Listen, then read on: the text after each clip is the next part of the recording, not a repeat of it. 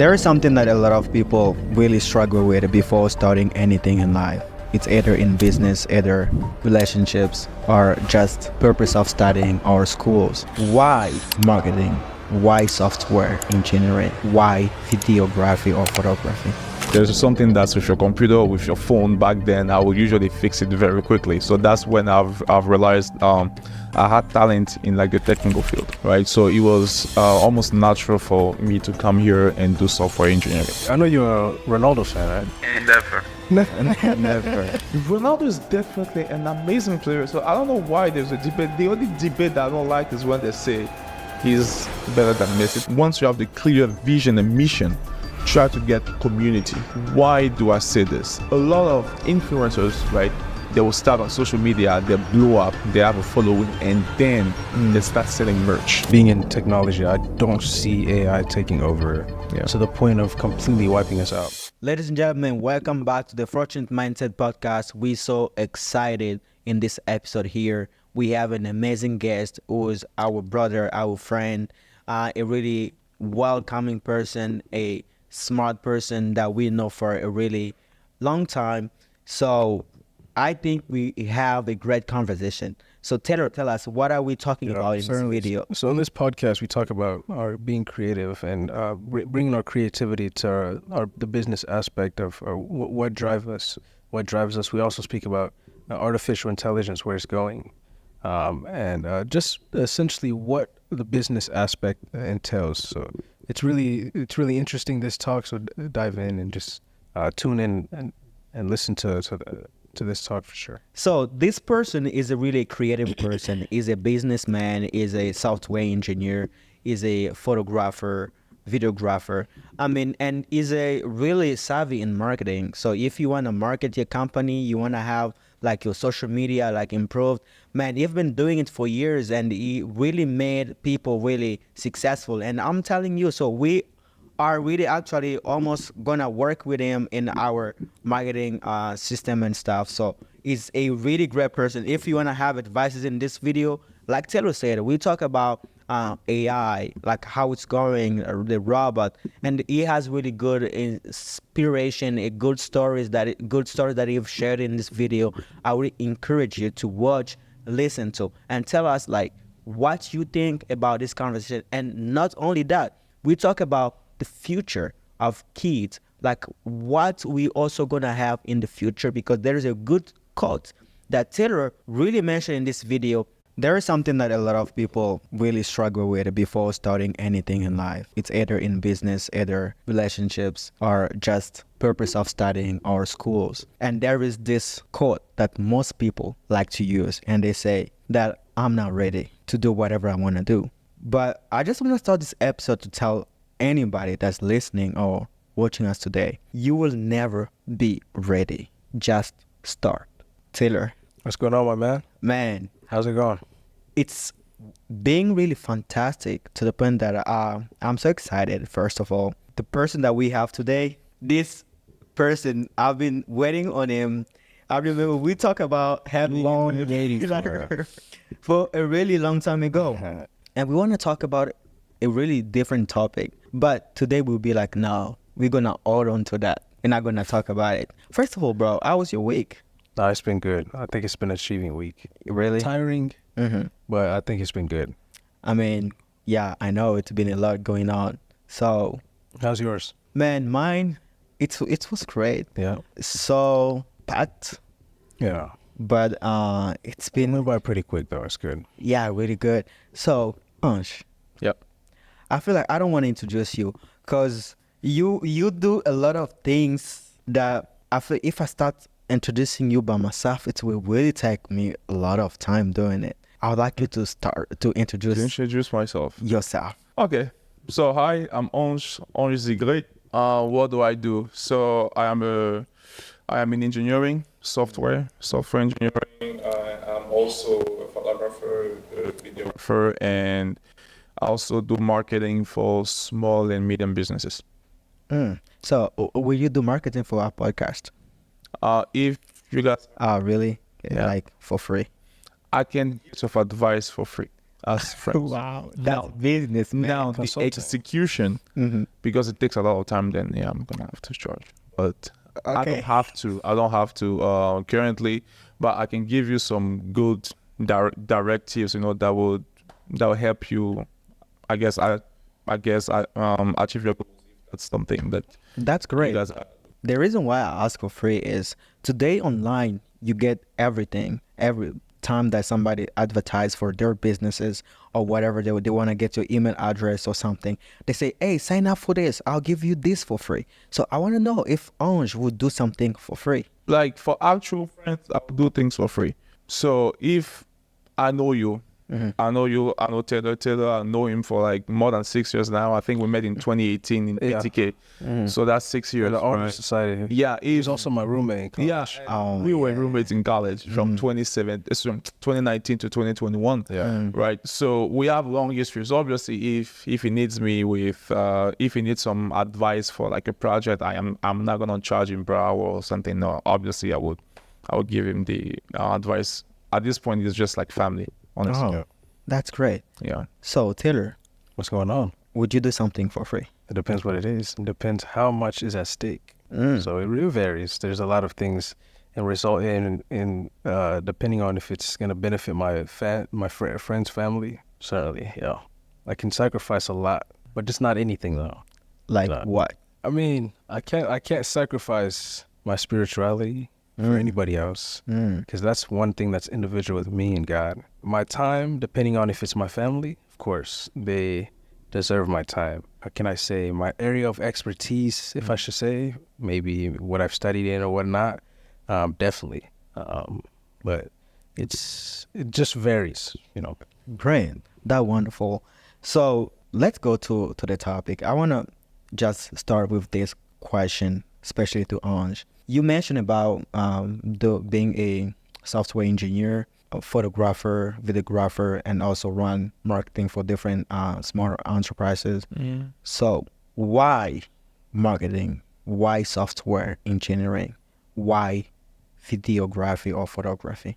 Okay, so it all kind of plays together.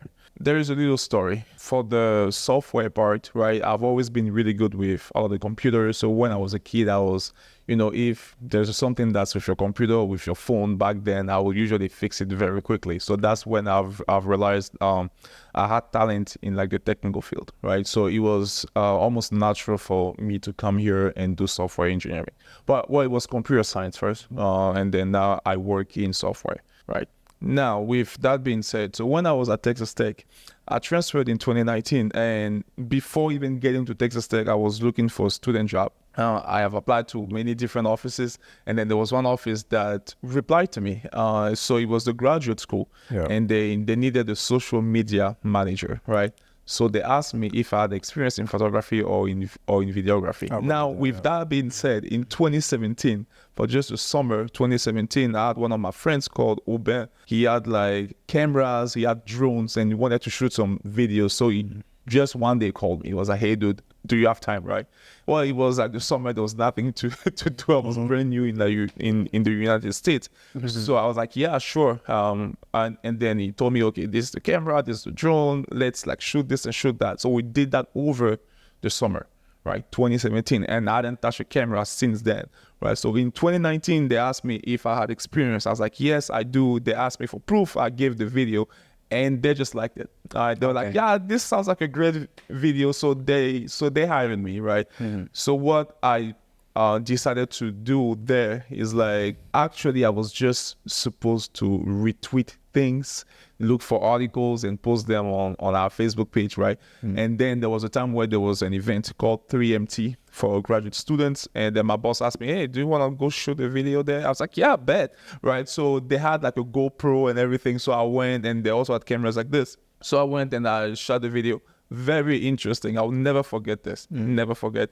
My first video, I had like a Rode mic that was on the camera, but then I forgot to turn it on. I didn't know. So I shot the entire event. The last interview, when I was interviewing the winner, I saw there was like a switch that was on the mic. I was like, "It's interesting," and I did this. And I was like, "Oh." don't sound right. But it's when now you have to be creative. So this is what I did. The interview with the winner, right? All of what she said, because she was talking about the event, I've used it as background for like pretty much for the entire event. So even when other people were talking in like the highlight of the event, it was a winner that was talking. And it ended up being like a great video. But because of that, I never forget the sound. Never. My first video, I was scared, dude. Like, Yeah. no video. There was no sound. Yeah. I love the story. The story is pretty much interesting. And that's brings me back to this question to you. Are you alive or just existing? I'm definitely alive. Me, I am alive. I don't know for other people, but I'm definitely alive. How? So, you see, just existing, this is how I see it. So I see it as you just go through the motions, right? You go to work, no ambition, you do your job. Living you a go home, you mundane life. sleep, You play video games. Yeah. Playing video games is not bad. But if you don't look forward to something, if whenever you are at work, you look forward to being home, yeah, I don't see it as really living, right? If you have no hobbies, you have no passions, that's not, I am at work, I enjoy work, but then also I have other things like small businesses that I have to take care of, right?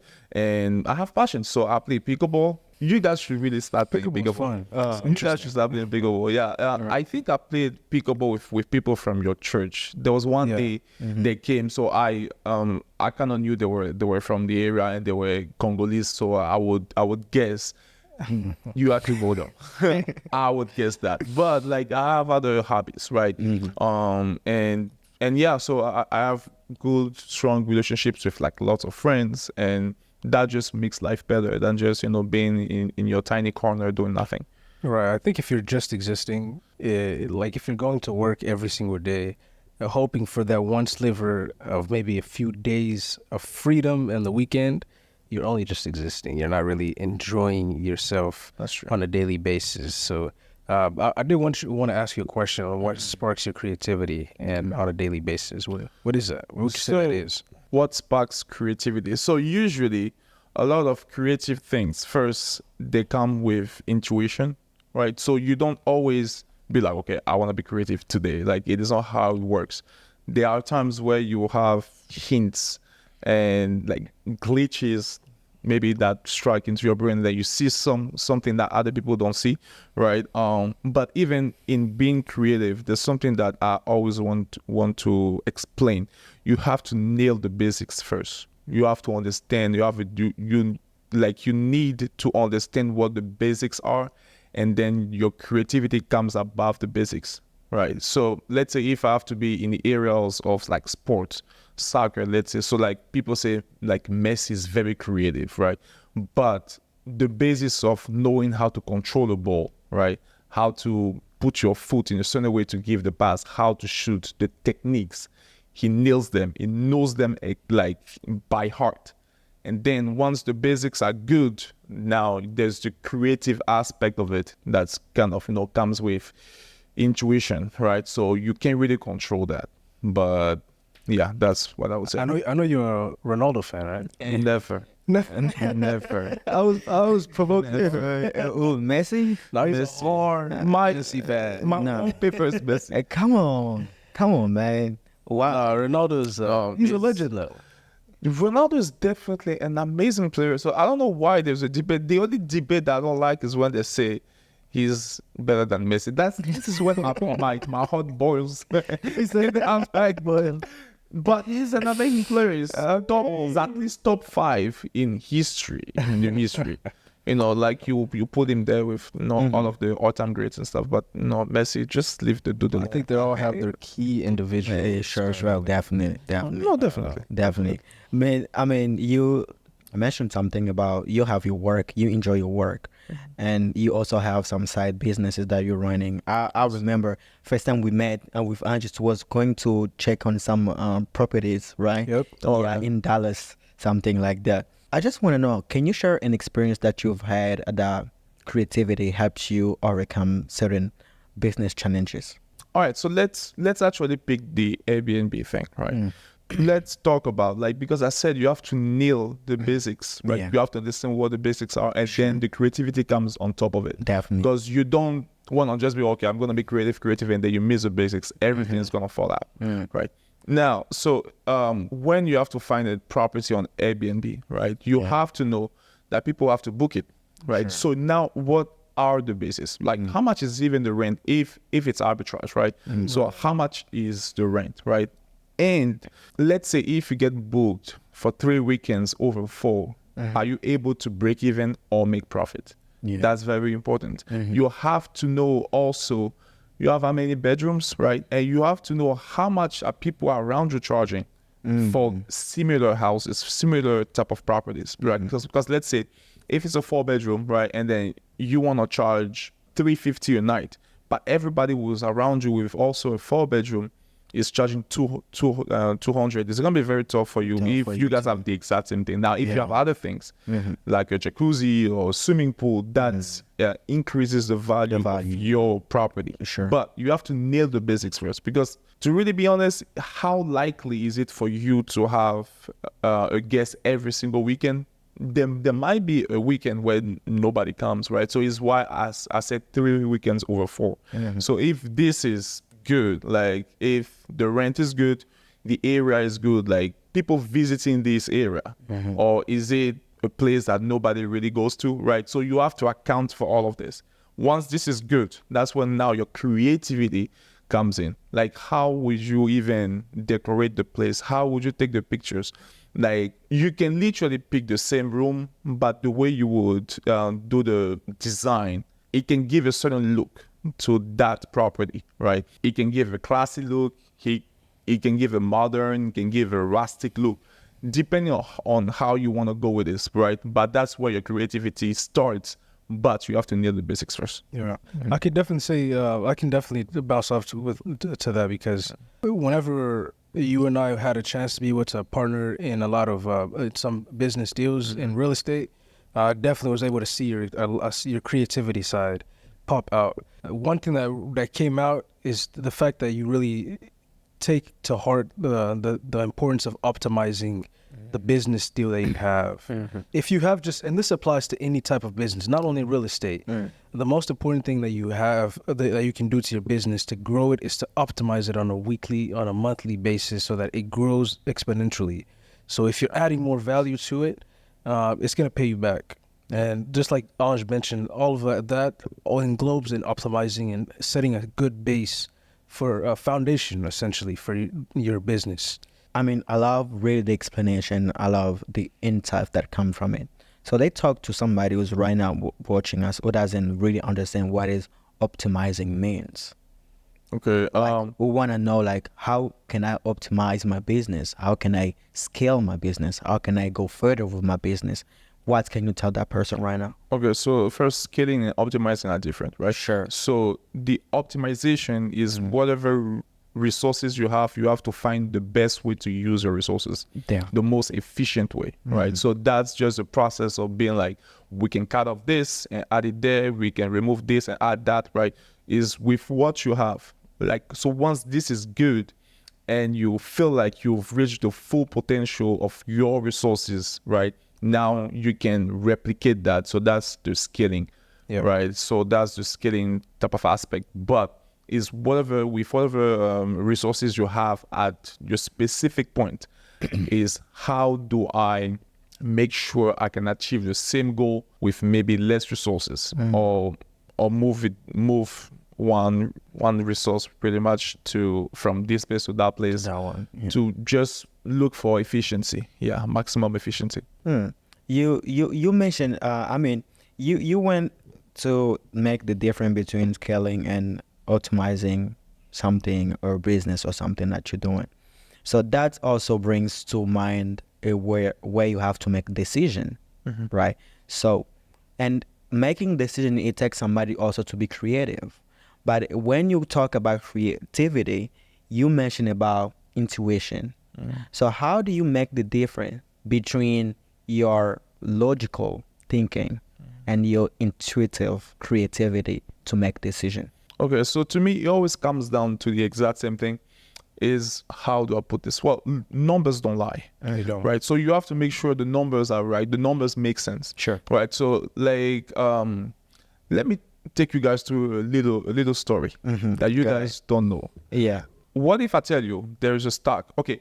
Are you guys kind of familiar with NVIDIA? Yep. So this is a stock that's the engine of artificial Intelligence. right? Since the rise of ChatGPT went like to really the moon, literally went to the moon, right? It grew by so much. But what if I tell you there is a company also that you guys know that grew at the same pace as NVIDIA? That company sells clothes. It's Abercrombie and Fitch. You can take your phone now, look at the stock of Abercrombie and Fitch from, let's say, from October 2022 to June 2024, right? It grew at the same pace as NVIDIA. And here's why. Okay, so Abercrombie and Fitch, they're just like a legacy brand in like clothing, right? So now they had to fight with stuff like Zara, H&M, Shein, stuff, right? And it was very hard for them. And then the revenues were kind of declining. So now they had to look at the numbers. They had to look at who was even buying. And they've realized that there was a trend of people that were between the age of 25 to 40, so the young professionals that were in cities that were looking for something classy, very demure, something classy to wear with no logos, right? Well, for most brands, Zara, H&M and everything, they have factories, let's say in like Asia, and then they create a collection, a fall collection, summer, and then they distribute it in every Zara store, right? So the Zara store in Dallas, same as Zara store in New York, same as Zara store in Seattle, for instance, right? This is what Abercrombie and Fitch did. They use a lot of big data, right? Big data to see the trends in advance. So I'll give you two examples, right? So instead of having the collection for everyone, what they did instead is like they used data to create a collection for every main city. What do I mean by that? If you live in Seattle, the weather is not the same as if you live in Dallas. Currently, it's like October, dude. It's like 50. It's like 94 outside. Right? But if you lived in Seattle, the weather wouldn't really be the same. In most businesses that sell clothes, the main issue they have is inventory. Is one of the main issues because you need to sell your stuff, and if you don't sell them, it's taking up space, and you have to do sales. It's like very complicated. So what Abercrombie and Fitch did is like they use every single city. They're like, okay, Seattle, weather, this, that. So like let's sell clothes that make sense for people who live in Seattle. So first they were attending to the people they wanted to sell the clothes to, right? So they were buying. They didn't have a lot of inventory, so they were saving a lot of money. The second thing is, let's say we are in March, right? So March is like the end of the summer, spring, and people start working out to get to their summer bodies in 3 months.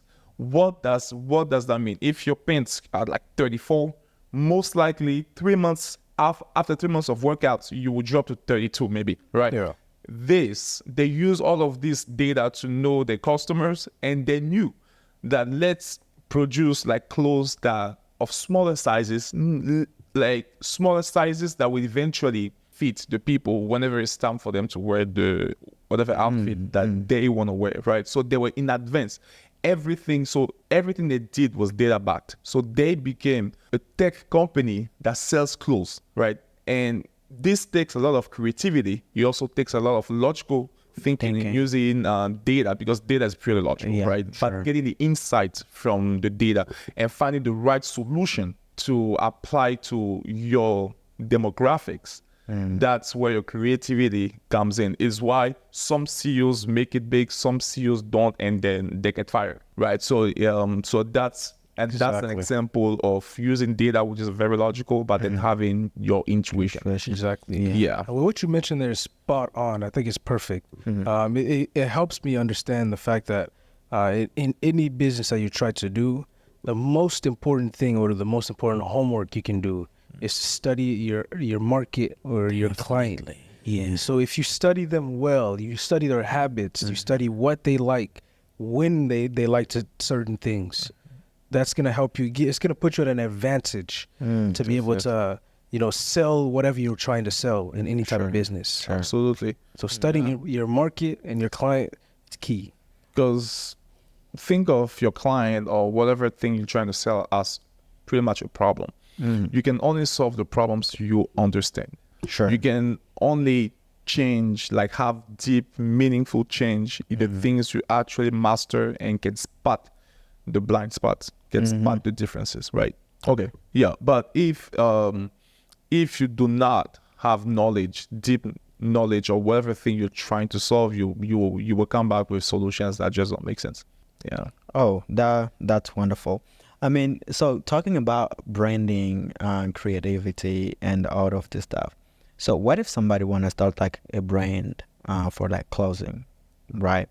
Let's say it's maybe streetwear, where some people need to wear some hoodies, t-shirt for workout or just getting by the store.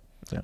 So where do you feel that you can start telling them this is where you need to start, where you can get your logo or start getting your supplier inventory and all of the other stuff? Okay, it's very interesting that you ask this question because so there's a family member that wants to create a clothing brand, and then she asked me how she would do that. Well, also there was a podcast of Mark Cuban that went to Andrew Schultz. I don't know if you guys know Andrew Schultz, but he's a comedian. And Mark Cuban went on their podcast, and Mark Cuban said that you shouldn't start a clothing business.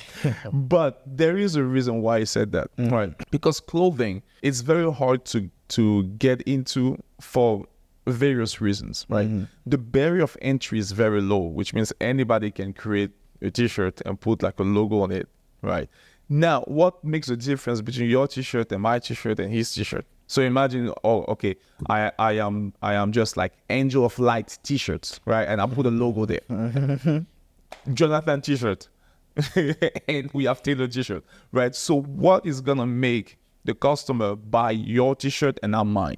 Right, it's very minimal, right? So you have, like, if someone has to start a business like this, I'll have to tell them first, it's not gonna be easy because you need a differentiator for something that everybody can do, right? So it might be your brand, right? And building the brand is way more hard than just shipping t-shirts, like some t-shirts, right? So you have to be like, okay, what is my brand about?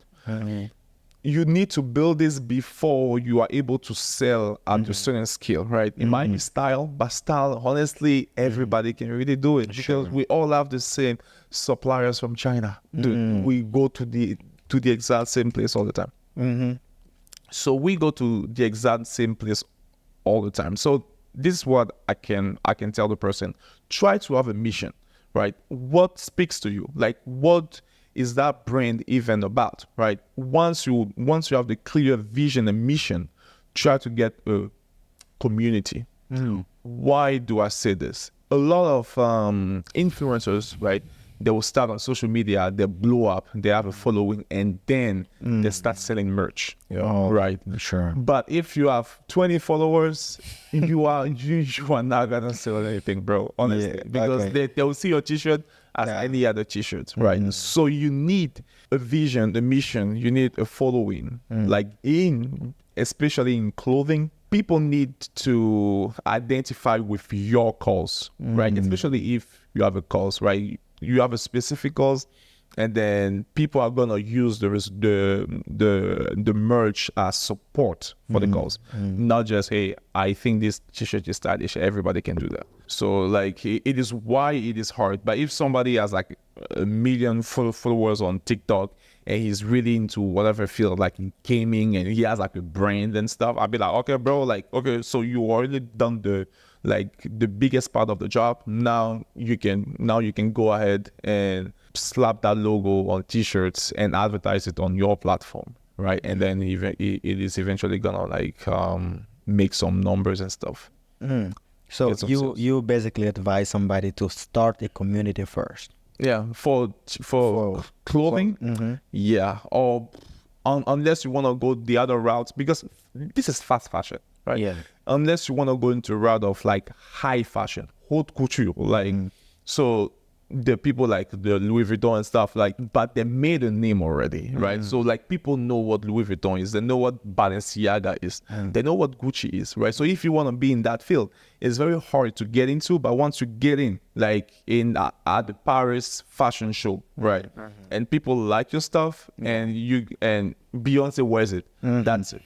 Because I've always seen, I mean, we see it a lot in public as well when somebody comes out with a new brand of something momentarily, and it's very popular at the moment for just a short amount of time. It does. So it doesn't have long success. Sure. I mean, it sparks a lot of questions in my mind. So what went wrong?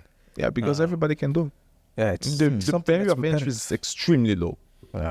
Yeah, like you can start a t-shirt company right now. Like you can go online, you can make your designs, you slap your logo, and just start be like, hey, I'm selling t-shirts now, buy it.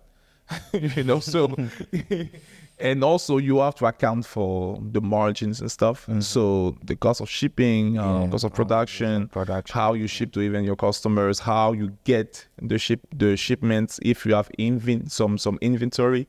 Because imagine like every single time that someone asks for a t-shirt, buys it online, now you have to ask for a factory in China to make 2 t-shirts. You know, right. So you need some level of inventory, which means you need to have a place to store it.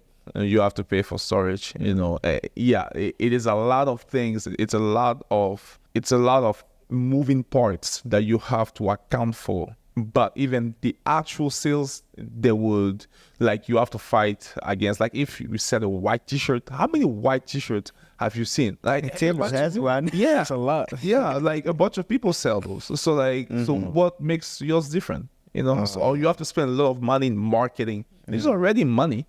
You know, TikTok, Instagram, like you have to bombard people with this t-shirt you have to buy. But even when you do this, you still have to explain to them why your t-shirt is just better than any other t-shirt they can get anywhere else. Right? So yeah, it's very complicated. Yeah, so it's not impossible though, but it's complicated. I've noticed that from your perspective as well, your experience, Ange, being a business savvy guy, what would you say is the most important factor in turning ideas that maybe some of our viewers might have in business and jumping in, just starting into something like that? Or how can they turn those ideas into something creative and actual business machine? Okay, the first step, I know it's cliche, but you have to start. Like if you don't start, because you can spend 5 hours. You can spend 5 years planning, and not do anything. Right? You have to start. Okay, wake up one day, just start. That's the very first thing. Now, the second thing is like, how do you find a creative way to have a business? Right? Every business is selling goods and services. Right? So you have to understand what problem you're solving. Like, are you even solving the problem? Like, you see, so are you solving the problem or adding to the problem? Are you solving the problem or are you adding to the problem? Right? So you need to have a problem to solve. That's extremely important. So once you have your problem, now you find the solution. Like, so it's gonna be either the good or service, right? So if you watch any episode of Shark Tank, they pretty much follow the same structure. Like there is a problem that people are trying to solve, and then they bring a product or they bring a service, and then they will try to pitch it. But it starts with you finding a problem, okay, and then you find the solution. Now, in finding the solution, the numbers have to make sense, right? Once the numbers make sense in business sense, like they have to. Once they do it, then again, the layer on top of it is your creativity. Because think of a business that solves a problem, but then is not profitable. How, like, it is not gonna work over an extended period of time unless you have good funding from private equity or like venture capitalists and stuff. It does take a lot of time. It takes a lot of like, how do you put this? It takes a lot of money, right? And to get money from people, you have to convince them that your problem is worth being solved, that it is eventually gonna be financially like I would say not sustainable, but it is gonna be So I kind of forgot the actual term, but like you just have to make sure your service is gonna make money pretty much, right? So if it doesn't make money, it might be a great solution, it might be a great product, but it just wouldn't make sense.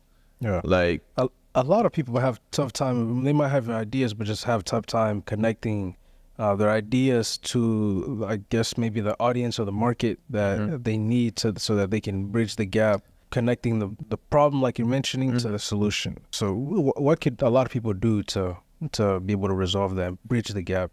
yeah, so yeah, there's a lot of moving parts. So let's just talk about, okay, you have identified a good problem, you've identified the solution, the market size is like big enough for you guys to actually make it, and then you maybe have a plan, a 5-year plan. Well, the thing is that most businesses in the first years, they're actually not profitable. Like that's very common. A very interesting, do you know things like DoorDash still not profitable after more than 10 years? Then why would They are why not would they profitable. continue? Do they see a long-term vision? Do they? Yeah, so it all comes down to how much money you can really raise, how you can get the investors excited about the possibility of making the money. Future. Right. So it is very tough. Like there's certain businesses that you see around here that just not making money. So like having a business that would make money, it takes a lot of things. It takes like, what margin do you currently have? Are those margin enough to really produce any kind of profit? There's a lot of moving parts, but I would say try, to have at least a good plan, a good problem, and trying to find a way of making money with that solution. If you have a path, or at least a logical plan, a lot of companies or a lot of investors might be inclined not to sign you a good check for you to execute. I love that. You'll need to have the network too. Your marketing has to be good, because marketing. Okay, I'll take the example of Apple, right? Yeah. So our iPhones here, I have one of my friends who's complaining every single year why the iPhone is always the same, right? It is true. Like this could easily be an iPhone 16 Pro. Like you wouldn't know this is 13 Pro Max, right? So he was telling me like why Apple doesn't change the design and everything. So Apple, for instance, is one of the most valuable companies. It's actually the number one, I think, right now. But they're extremely profitable. Like in all of the big tech, they're probably the most profitable, right? But how do they do that? They understand the customers extremely well. Yeah. Most people that have iPhones, they put the phone in pretty much a case. All right. Now you don't use a case, right? But the vast majority of people actually use one.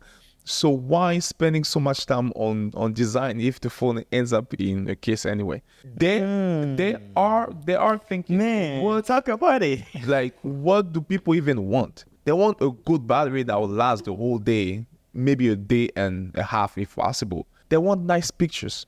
Like the camera has to nail it. And the screen has to be good. Like I have to be able to see the screen well. The pictures are nice. The battery lasts. Honestly, that's 90% of what people do, because eventually we all use the same Instagram that's not made by Apple, right? We use the same WhatsApp. The apps are roughly the same, and they're not made by Apple. What Apple makes is the hardware. So is the hardware able to make people happy? Does it make their life easier when you start typing on your iPhone and then you continue on your iPad? That's amazing. I love these features. You copy a text or anything from your iPhone and then you paste it on your iPad like magic, right? Your watch can control your phone, can control your iPad, your MacBook. You still see your text messages on your MacBook. You don't have to take your phone. This seamless integration makes people's life easier, so they don't leave the ecosystem, right? You have your AirPods. You're watching a video here, and then you close it. You take your iPad, and it immediately switches without you doing anything, right? It is way better than creating a new design of the iPhone every single year for people to put the iPhone in the case anyway. Yeah, I think their creativity is what makes people keep coming back and back and back. Yeah, they never want to made change people's to life anything easy. else. Everything is seamless. Like if you have everything Apple, dude, it just works. Like people always say that it just works, so they just go with it. Though, like a lot of brands, like they come up with crazy features that are really, really good, but then they're unfortunately niche. Most people are not gonna use it. There is this feature I love that is on Galaxy. I don't know which Galaxies are. I think it's like the latest one. So they're able, like if I call someone in China and the person speaks Chinese, there is a feature to just translate live. Oh. There's a little bit of a lag, obviously, for it to like translate, but it can make international calls very easy. Okay. Now, in the billions of people that use phones, how many of them make international calls with people that they don't speak the same language with? Very few, right? So Apple is like, it's a great feature, but do we need this? No. Do you know currently, if someone wants to make a flying phone, they can actually make a flying phone. They can put some propellers there, the phone is gonna fly. The only thing, the battery life is gonna be like 2 minutes, right? Do you want to charge your phone every 2 minutes? No. Right. So they wouldn't do it. But yeah, it is definitely possible. But you have to understand really who are your customers, what do your customers want. Give people what they want. Where do you think we're headed with artificial intelligence and Artificial intelligence is definitely going places, right? It's definitely going places. Now the utopic vision of we are all gonna lose our jobs and it's gonna replace the engineers and then the lawyers and stuff. Not necessarily that, but the example that I can give you, before there were calculators, people were doing a lot of those calculations by hand. When the calculators came, did all of the mathematicians just vanish? No. So it accelerated their work, right? So they started solving bigger issues, right? So what I think is going to happen, those mundane tasks that engineers do, lawyers do, what artificial intelligence is going to do is to accelerate that, so like you wouldn't have to do it, which means you're gonna have to solve bigger problems. I can give you a little example. Take your computers, right? So like 10 years ago, having 8 gigabytes of RAM was pretty big, right? Yeah. Now you can see a bunch of laptops with 64, right?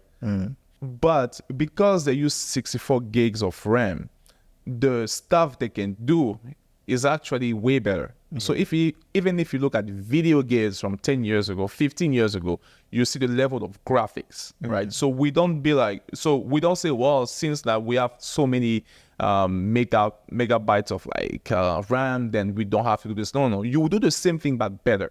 Like you will solve bigger problems, right? Because if you want to send a rocket to space, every calculation has to be done by hand. This is gonna take a long time, right? That's what's taking years and years. Exactly. So at that time, nobody was trying to go to space because, well, 1 + 1 you have to write, right? So now that there are calculators, there are computers, they're supercomputers, right? So these make they can be used for very accurate stuff, for like the weather, for forecast, can be used, for space stuff. Great. Yeah, so I really think a lot of what people do now is going to change for sure because of artificial intelligence. But eventually, I don't think everybody is gonna go out of work. Now, if that happens, think about it, right? So who's gonna be in the $1 million homes? Because the people that make 500K being engineers, top engineers, are no more working, right? So where are the customers going to come from if nobody's working? Sure. Right? Yeah. So it will not get to this point, because if it gets to this point, I guess the whole economy is gonna collapse. No, I believe that. I heard a person was talking and say, definitely AI is not there to take people's job. It's to improve your job. I don't know if you're going to agree with that. It will take some jobs, though. Yeah. I mean, not everybody's job, like you mentioned. Because if you look at in creativity, right, ideas, before to have a video idea or to have a content idea, you had to be thinking so much, right? Or hire somebody who can make a script for you, do some stuff. But today it's so easy. You just bring your idea. You say, "Hey, I want to talk about creativity. I want to talk about innovation. I want to talk about business. So just give me some great question that I want to talk about my podcast that can really help youth that's going through this challenge ABCD." That prompt gives you ideas and question that you see, oh, maybe by myself I couldn't come with this question like this. It makes your life easier, right? Second, before going to doing a certain design or something, you go Photoshop or doing something Canva, trying to create something. But today, you can go in Photoshop instead of you doing everything by yourself. There is already an extension that you just type it. I need these things like this ABCD, and it suggests you. You go Mid-Journey. You go, I don't know if people know about Mid-Journey. Mid-Journey is just like a platform where you can create image by giving prompts to it. So, and then suggest your image, and you just have a Discord group, and you do all the stuff. So it makes life more easier to the point that you don't really need to think too much. But here's the trick. I want to ask this question. Do you think it makes people dumb or smarter? That's a good question. Does your calculator makes you dumb? No. Why? Because now, like, 2.57 times 520. Well, you don't know it now, but you use a calculator. I would have to use some Yeah, so you can actually take a piece of paper and write it down for 5 minutes, or you can use a calculator. So does it make you dumb? Bro, you so really, bro. I mean, I didn't think of that. It's a way of innovating. It doesn't make you dumb because, but I can't say it can make people lazy. Yeah. Technology does make people lazy in a way that something that you used to be able to do that takes time. You don't take the same energy or the time to be able to do it. I wouldn't necessarily say it still makes you dumber. Yeah. Because you still have the same innovation, you still have the same understanding of the basics of why you're using that technology to be able to better and facilitate the needs afterwards. So I would take an actual real life example of ChatGPT. Yeah. So you have heard it can create code, right? Yeah, sure. So this is a very tricky part. So when you don't know how to solve the problem entirely, like you are not well versed in the technology you are using, it is useless. Okay. Right. So it shines when you already know the solution but don't want to write it down. Now you can give very accurate prompts. Okay. And tell him do this specifically, do that specifically. But even with this, because okay, I'm gonna try to explain that to people who would like do not code, but every code in every company is different. They might do the same thing, but with different names, with different structures, right? And you have to understand this structure. And ChatGPT doesn't know the structure of your company because every structure is like similar, but it's not the same. So even the way you would name the different type of variables, they are different. So ChatGPT doesn't have access to your entire like company code and know, okay, is how you guys do this, is how you guys do that. No.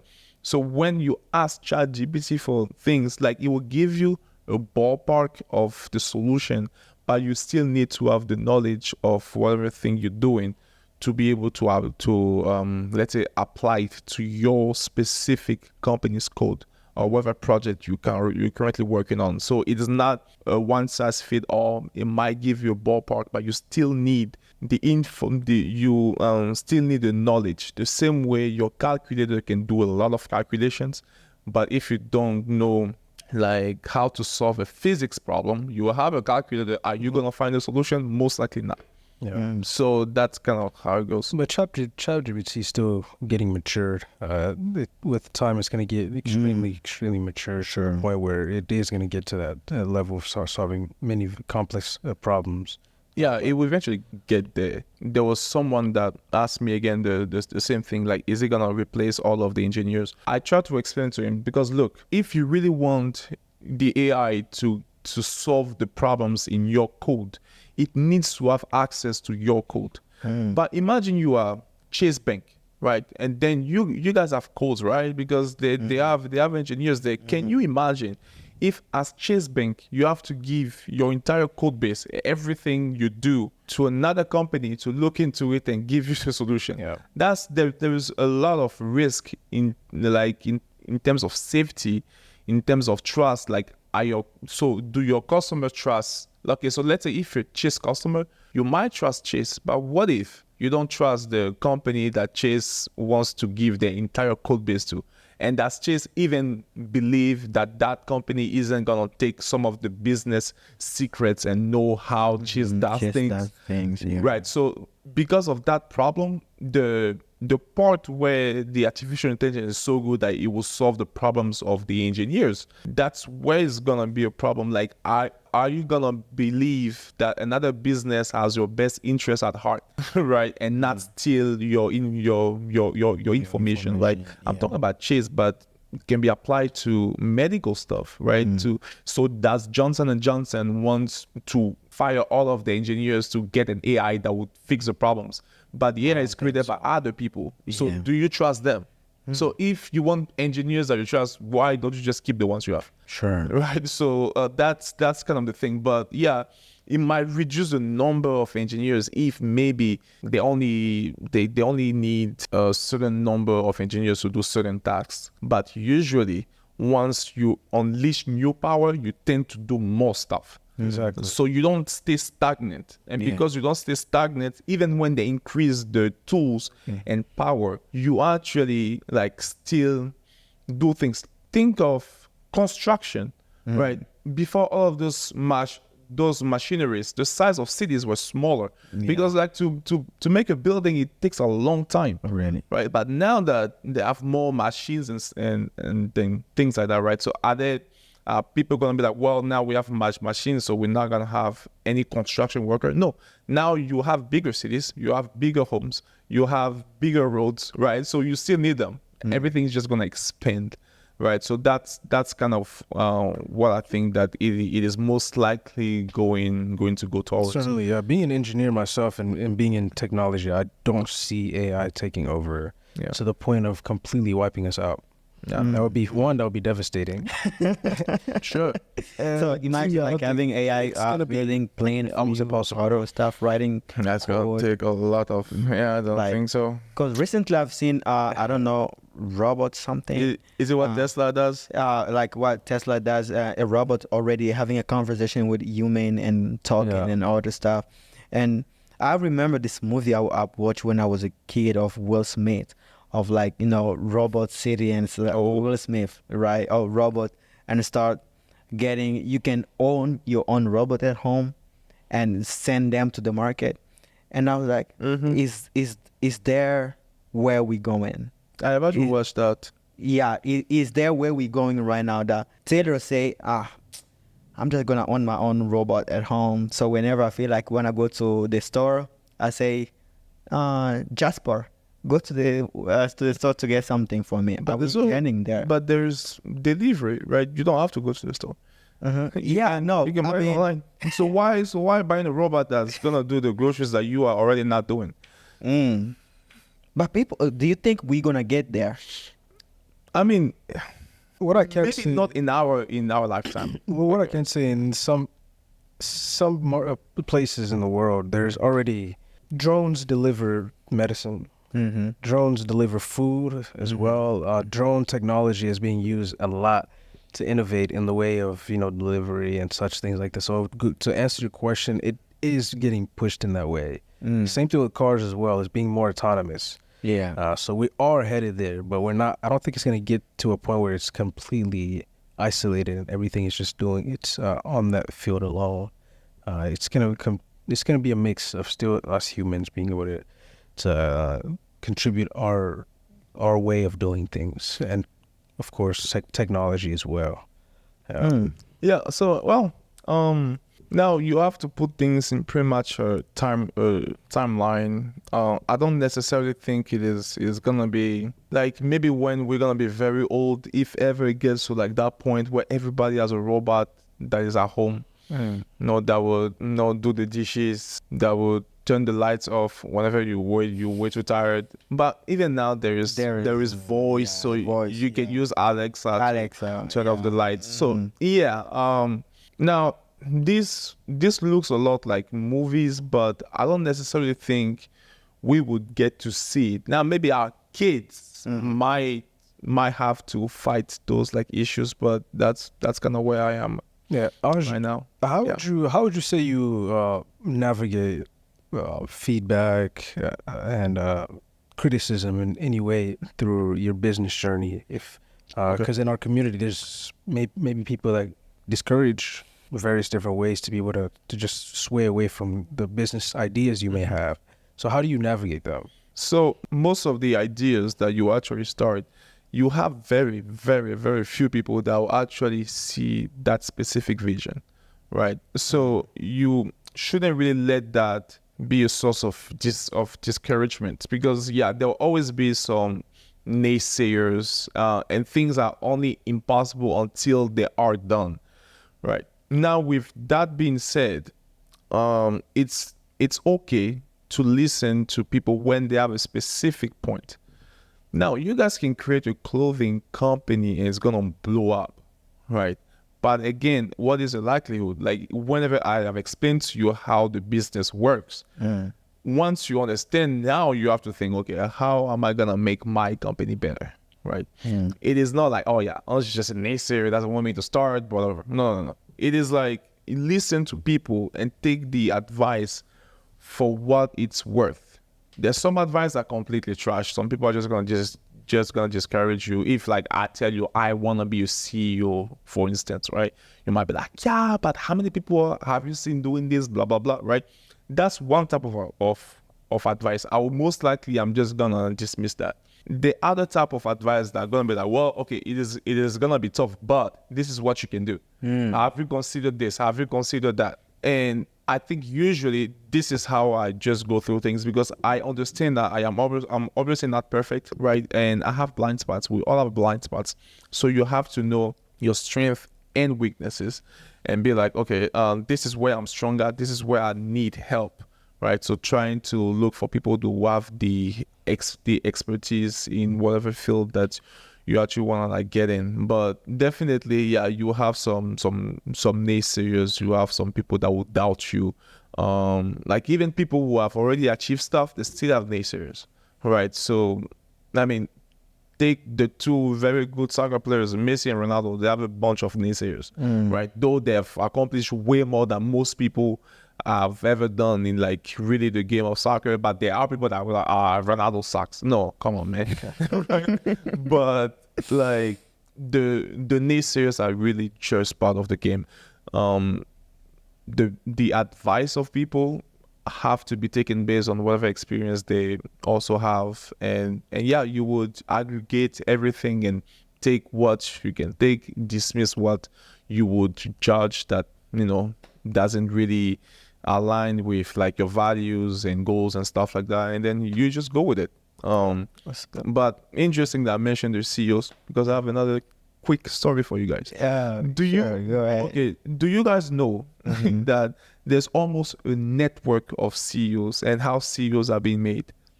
Have you heard of McKinsey? Have you heard of Bain? Have you heard of BCG?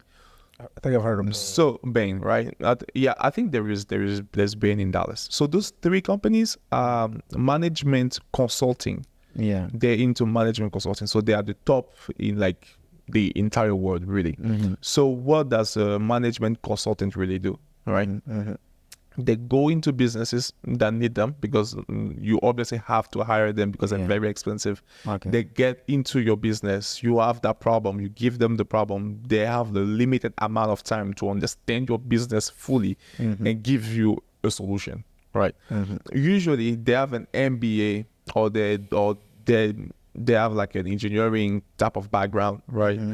And the MBAs usually they will come from top schools like the Harvard Business School, the Wharton and stuff like that, right? And they usually do this. If there is an actual path to almost become a CEO. It is a lot of them start in engineering for some reason. Start in engineering, they go do an MBA in the M7. I think the M7 is the top 7 type of programs in the MBAs, right? So I think Harvard Business School, Wharton, Stanford, Ross School of Business, that is in Chicago. There's Northwestern, Kellogg, MIT, and then another one that I probably gonna like forgot. But they do the MBAs there. They get into management consulting. Those 3 companies. We call it MBB. Now, in the industry, it's said if you do 2 years in any of those companies, it's the equivalent of 10 years of work. No. Really? Yeah. It's so Really? intensive. It's intense. Because you do like 2 months in the company in finance, you solve the problem. But you only solve the problems that you actually understand, right? Right. So they have to spend sleepless nights studying the company, studying the industry. They finishes, they go into agriculture. They finishes, they go into tech. They finishes, they go into banking. They finishes, they go into real estate, right? So after the 2-3 years, you've learned so much about so many companies that you build that problem solving skills, and usually those are the people that end up being CEOs. I will give you just McKinsey because they're 3, right? I give you some of the alumni of McKinsey. Current CEO of Google, Yeah. current COO of Meta, Okay. current CEO of Best Buy, current CEO of Boeing, current CEO of Morgan Stanley. Like those are people that were in McKinsey, and that's just some that I can say on top of my head. But if you go into, There's many more. there are a lot, and this is just one. So like, there's a prime minister of Israel that was he was working at Bain.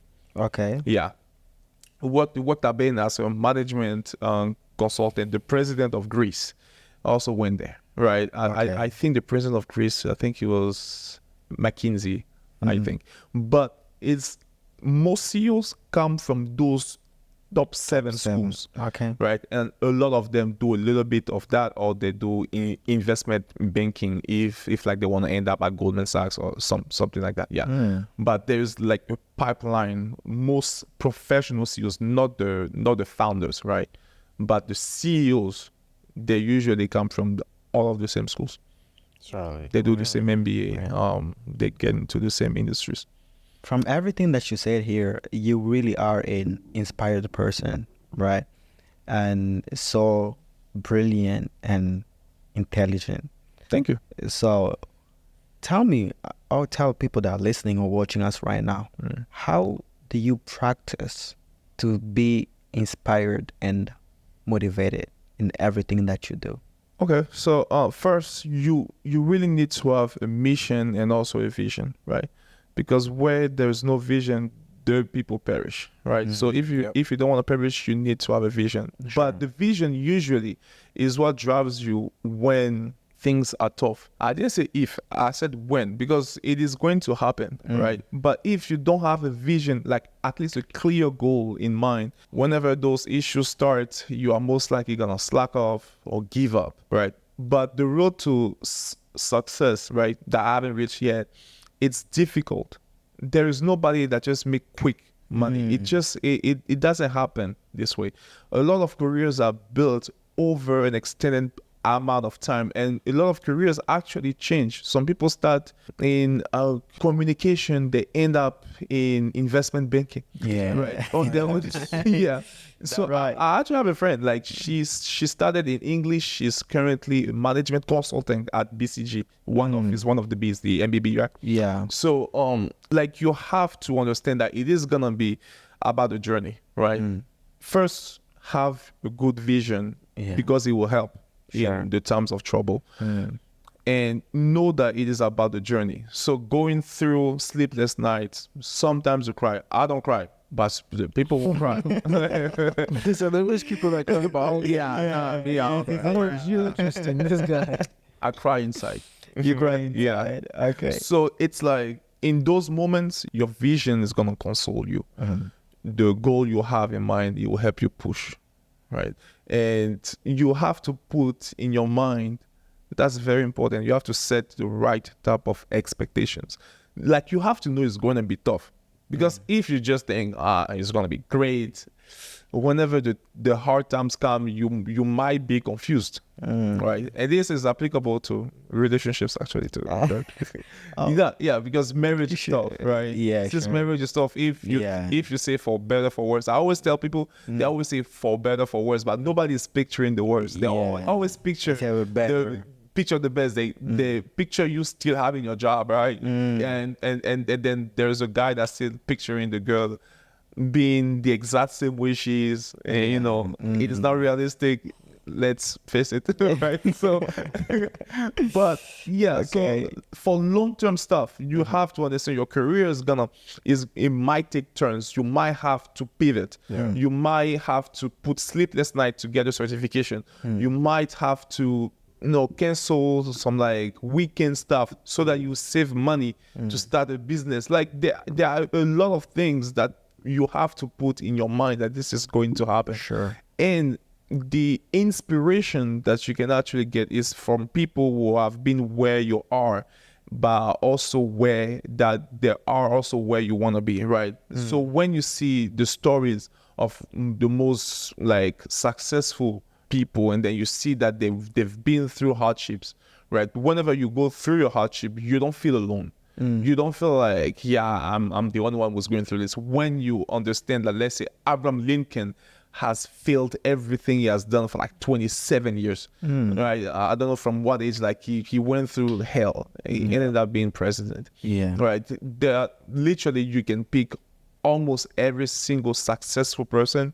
They had to go through some hardship of some level. It may not always be the same, but it will be hardships. Like a person like Elon Musk that maybe didn't have to go through like actual kind of poverty and stuff, but whenever he sold his like PayPal shares, and then he got in Tesla and SpaceX, it was one more rocket launch away from losing SpaceX, from failing, right? That was very stressful, but you have to understand, so maybe it is not like he wasn't thinking of if he was gonna eat or if he's gonna pay rent, right? No, but you have employees, you have people that trusted you, that left the company to go follow you, and you guys are about to fail.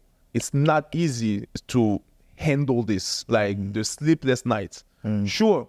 Again, some people are gonna say, he was privileged. He's like that, had this, that. I understand, but he also had to go through his own hell of trying to figure out how Tesla will work. Sure. Right. On how to have those Falcon wings in like Tesla the Model X. How to make a Cybertruck the way it is right now. So like again, it is levels, right? They all have to go through some level of hardship. So once you put that in your mind, that hardship is part of the game, you're not gonna be like feeling defeated when things happen. Certainly, it's part of the story. I love that. The reason why is I read this quote about the journey, about success, right? It says that, I'm going to read this. It says, success is not achieving a destination, but it's about becoming someone who can handle the journey. The journey is what molds, very insightful. builds the character of what you can handle whenever you do reach success. Because it is a fun part. Like when you look at yourself from 8 years ago, right?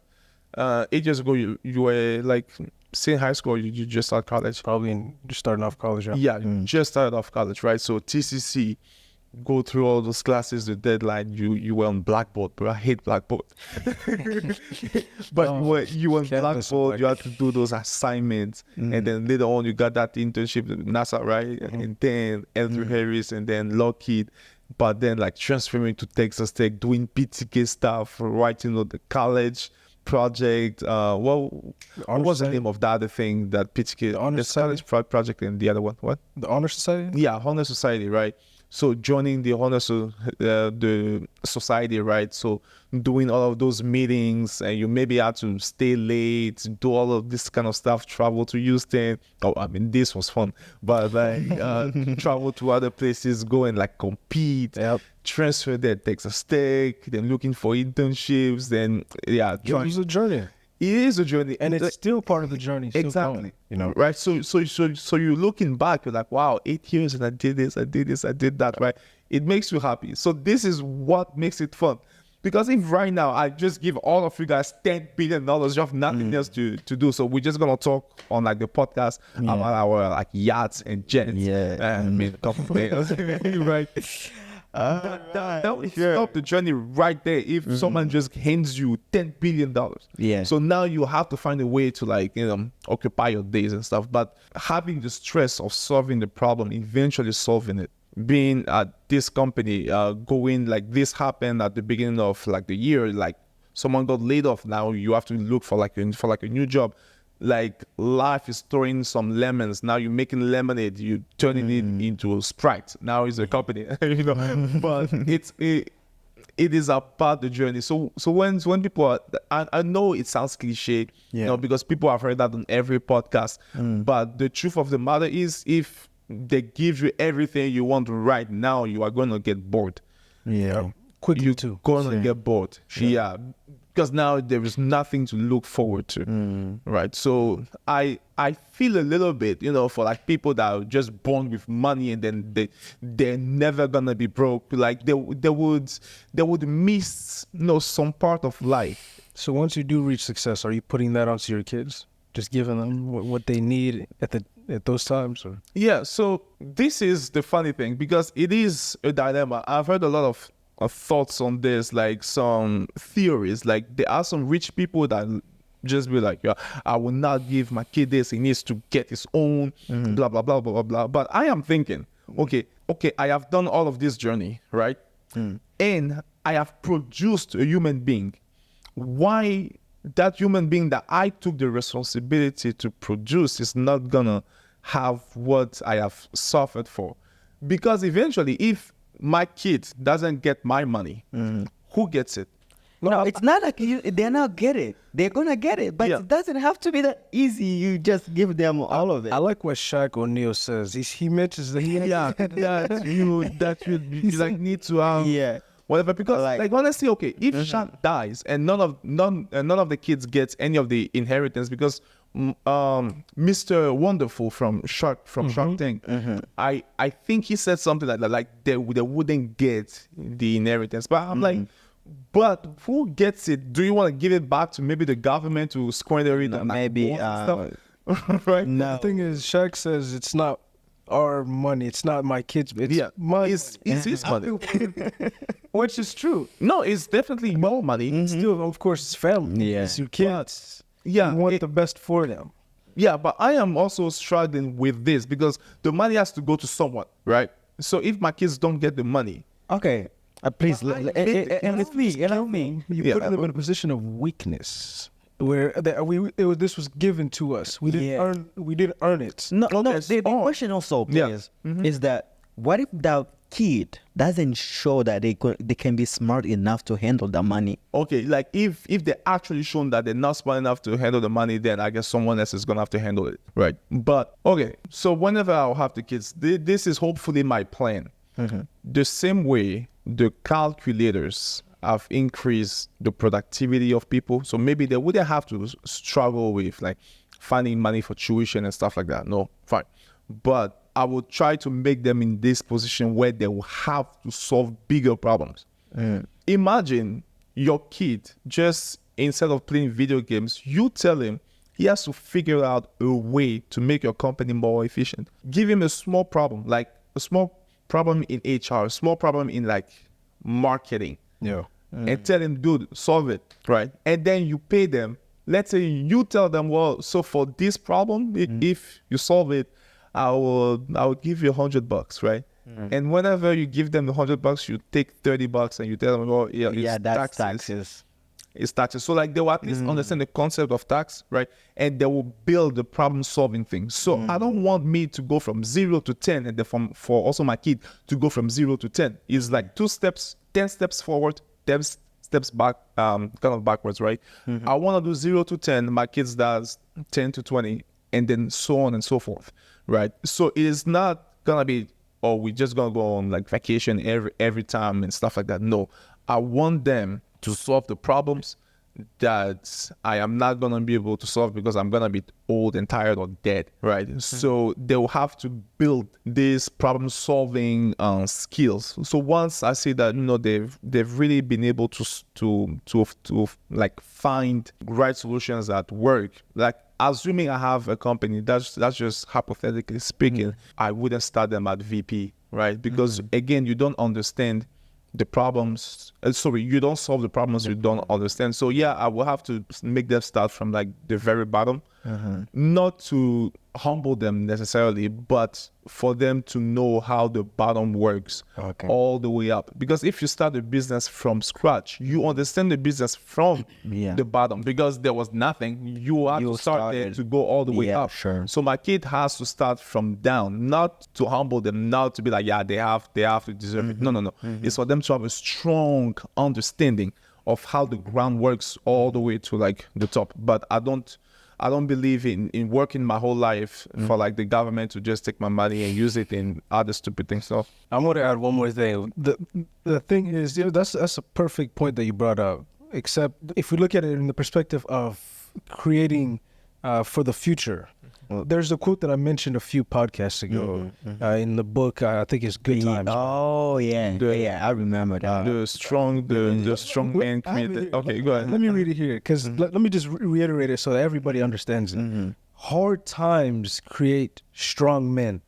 So we've been through hardship, and then we've become strong through that. All right. And then those strong men create good times for the next generation, or so on and so forth. And then those good times create then weak and lazy men.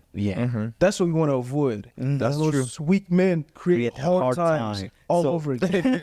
So we want to like from the third generation. You want to you go. That's what we want to bring. You want to break that cycle, right?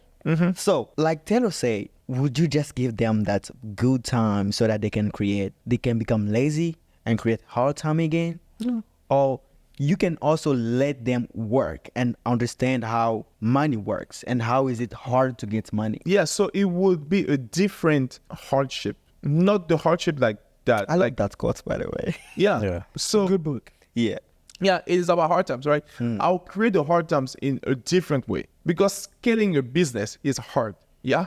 Okay. So they will learn that hard. Now, finding money for tuition is hard, but now do they have to go through the same thing? I don't think so. No. I don't want to do that. They will have a different hard. They will have hard, but differently, right? It might be hard, like using more your brain to come up with real solutions, right? But obviously, like, you have to train the child in a certain way, right? So you have to start early, because you cannot start from 0 to 20. You guys are just going on private jets, chilling the whole time. And now for some reason he graduates college and you're like, well, now I'm going to make your life hard. No, he's already used to having the Rolex. Like, you just can't tell him that you're just going to strip him away from all I'm of those gonna things. buy a Rolex for him. So, yeah. So, like, you have to start very early. You have to start early. You have to create the hardship early, but it's not going to be the same hardship that I am going to go through. No, because I went through. Yeah. I remember Kevin Hart talking about a story with his family. He took his kids, brought them in his hometown where he grew up and stuff. So they were just driving, see all the people outside homeless and stuff. And then kids was like asking like, what's going on? Dad, what happened? He was like, I just want to show you like my neighborhood. And then he says, because Kevin Hart is a funny person, right? And he was like, one of my kids was like, Dad, I want to live like this. And then the kid, he said, no kid, I didn't bring you to town like you want to live like this person, right? I want to show you where I came from, so that when you also grow up, you don't end up being like these people. So the reason I bring this story is to show that the hard time that we've had is going to be different from what our children is gonna be they're gonna be having. But we just don't have to put them in a situation where they have to feel like everything's easy and given to them every time they want to, because that's what get them being like, oh, whatever I ask from my dad or whatever I ask from my mom, they give me. So it means life is easy. So every time I need something, I'm gonna get it. So that makes now somebody becoming lazy and feel like everything is like, a gold spoon or whatever. So That's very true. they have to also understand like, hey, I need to work. Like you said, you tell them to do something. When you do it, this is why you're gonna get paid. And when they get paid, you remove tax that them. tax. Okay, this. So from the younger age, they already understand. Okay, so if I want to get money, I need to work for it. And if I work, that money I need to get taxed. And that's where also where a lot of us were not being taught that when we've been growing up. So we kind of learn it just ourselves, going to school or being into different networking with people. But growing up in like African family, they don't teach us how to work with money, how to handle money. They just give you money, all the money. I don't know like the way different of y'all grew up, but we know like when they give you money to go to school, it was for spending. Yeah. When they give you like, this is your pocket money, like this is for spending. This is my money. I'm going to spend it with my friend. I'm going to chill and do whatever I want to do. But they've never taught us that, hey, we give you this, but also remember that you need to save or you need to do something else.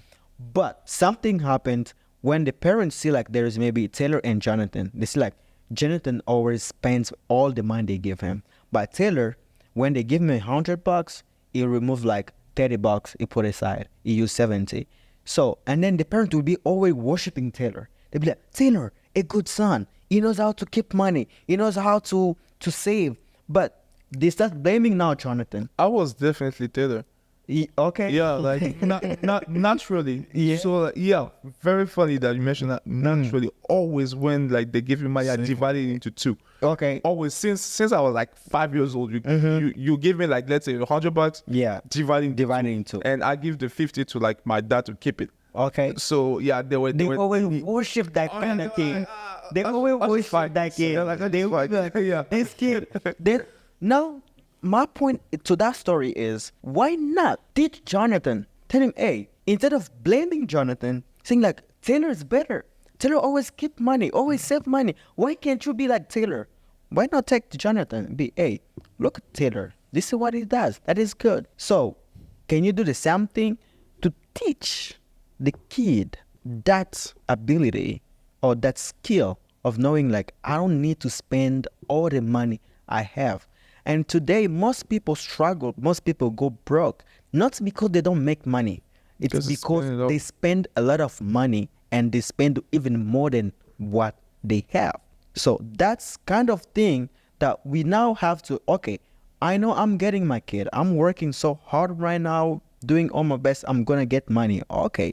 So my kid, they have to learn what I didn't learn when I was a child. So that's what I can support what Taylor said. So I'm not giving them everything. No, a girl, maybe if she's a girl, yeah, because she's my girl. I don't want her to struggle that much. So your boys have to struggle. Not sure. He needs to learn Yeah. So how to make money by yeah. So himself. like you have to learn how money works. Yeah. Right. So you have to learn about interest. You have to learn about loans. You have to learn about equity. I have my nephew. He's like, I think then he was like 13 years old. He was telling me like about stock investments, right? Okay. Because his dad taught him that. Oh, so yeah. when I'm saying I want my kids to go from 10 to 20, if I end at 10, right? Yeah. I want my kids to start there. From 10. From 10, like understanding, like at 10 years old, okay, I play Monopoly with pretty much my niece. So my niece is 7. So when we play the Monopoly, we explain to her how the real estate market works.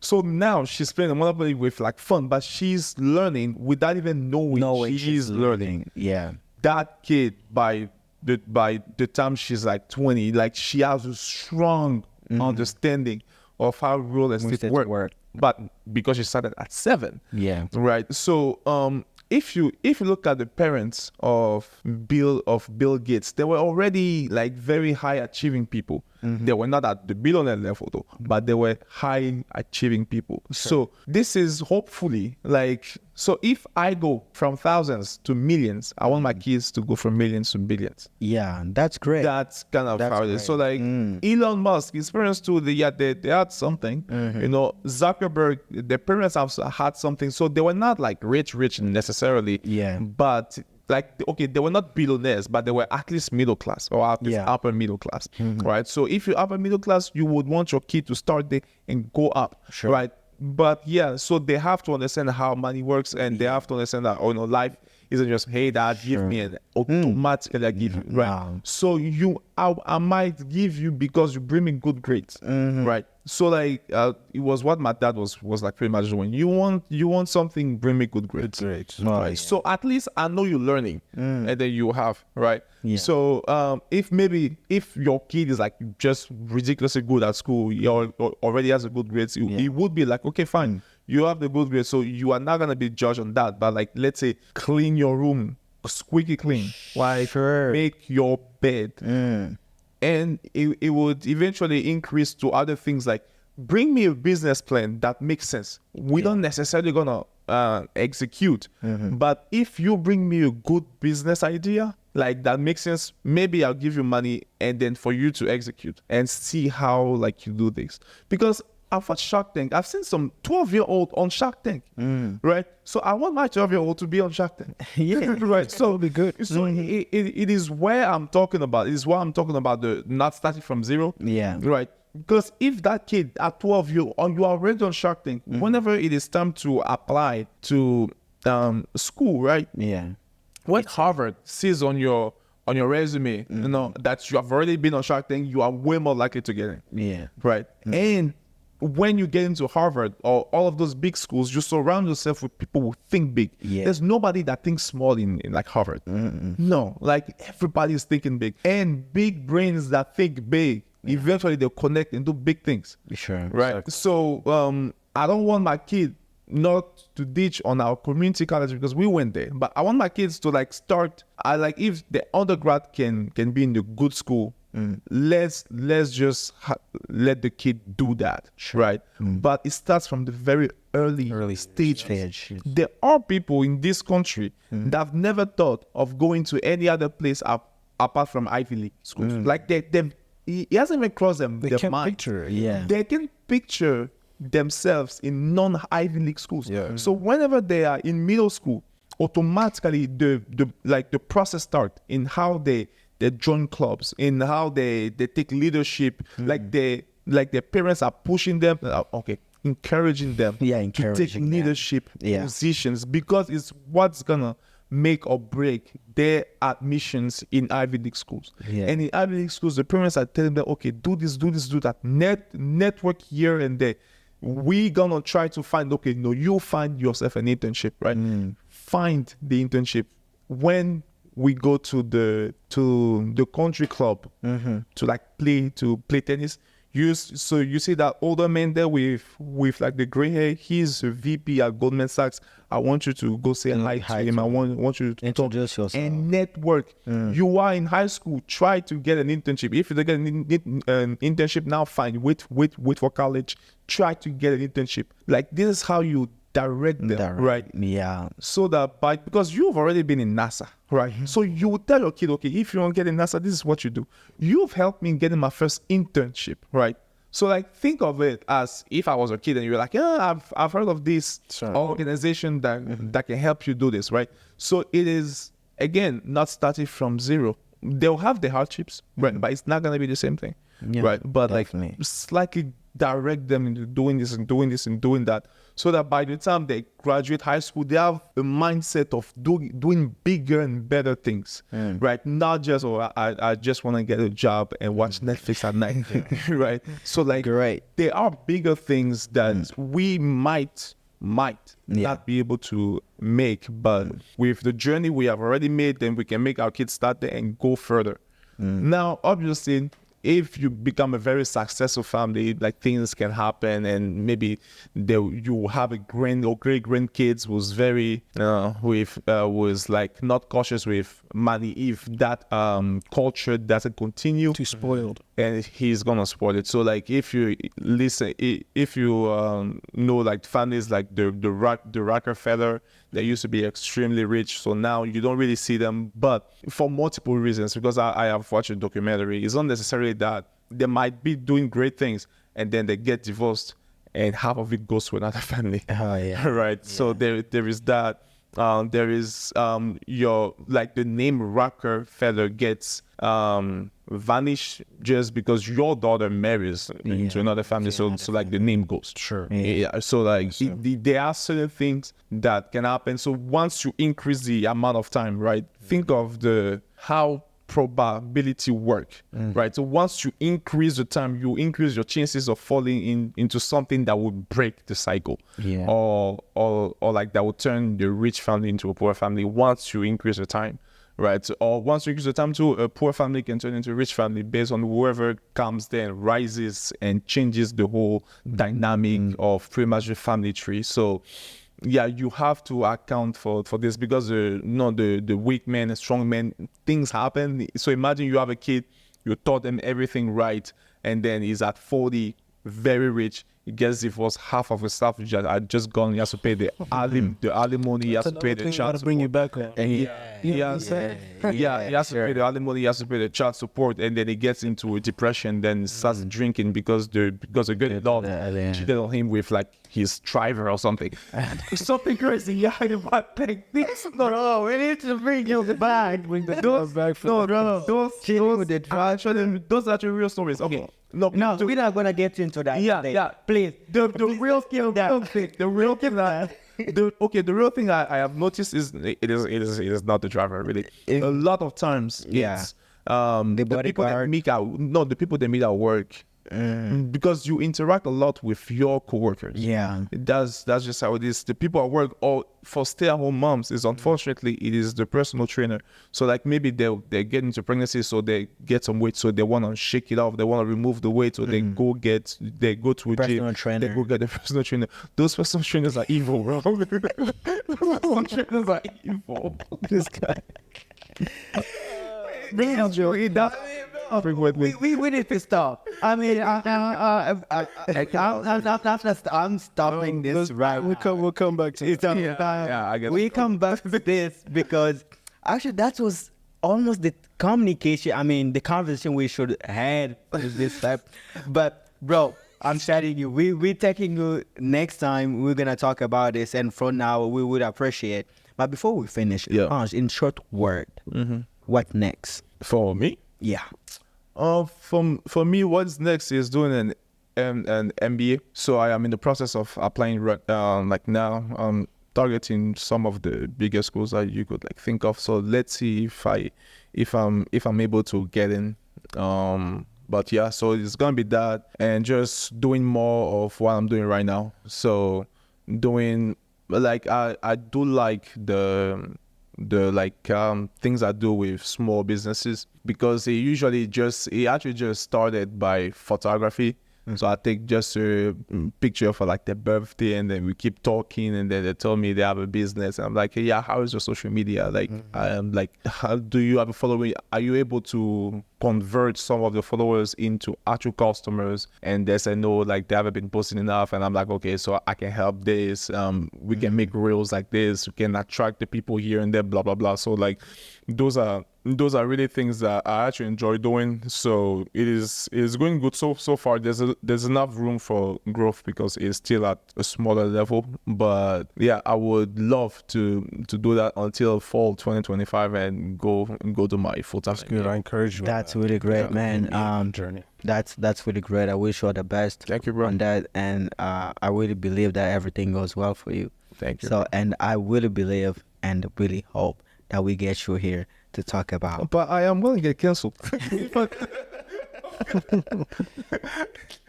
But right, I will actually trying to find ways of explaining those things in a very logical way. Yeah. But yeah, we did have a conversation with Taylor about prenups, and Yeah, we need to come back. Yeah, we need to come back. Part two. Show part Yeah, two. part So, ladies and gentlemen, we would appreciate all this time. We would appreciate, enjoy this conversation. Myself, I really love it because this person right here is so smart, brilliant, is so clever. He has just brought a lot of things in this conversation that I personally enjoy. I don't know about you, Taylor, if you really love this conversation. It's always good sitting down with Ange. I mean, Ange is just an incredible person. you guys. Yes. So Definitely vibing fun. every time. I remember this time we went, this place eating and stuff. I see just Andy was like every time. So this guy is just incredible. So thank you for everybody's following, was watching and supporting this show so far. We're so grateful. We really love you so much, and we hope to see you to the next episode. So thank you. So just subscribe if this is your first time, and like, share it, because Ange is definitely coming next time. So from there, we love you and see you to the next one. Peace. Peace.